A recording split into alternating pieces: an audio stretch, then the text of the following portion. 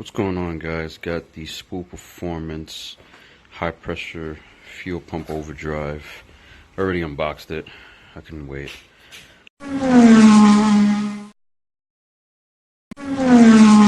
Comes with this massive fuel line.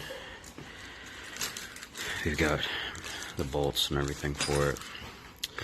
They now come with these billet plates, vacuum plates, because some of the guys are having issues with some bad casting on the stock ones, and some of them tear, they break.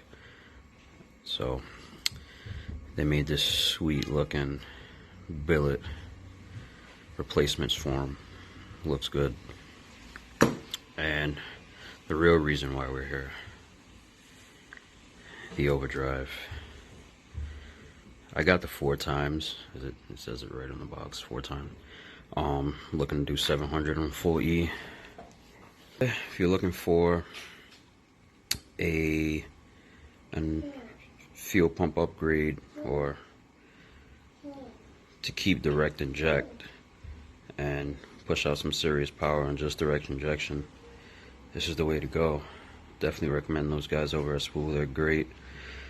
Messaging them for a few weeks now, and they're great. Hit them up anytime. They answer any questions you've got.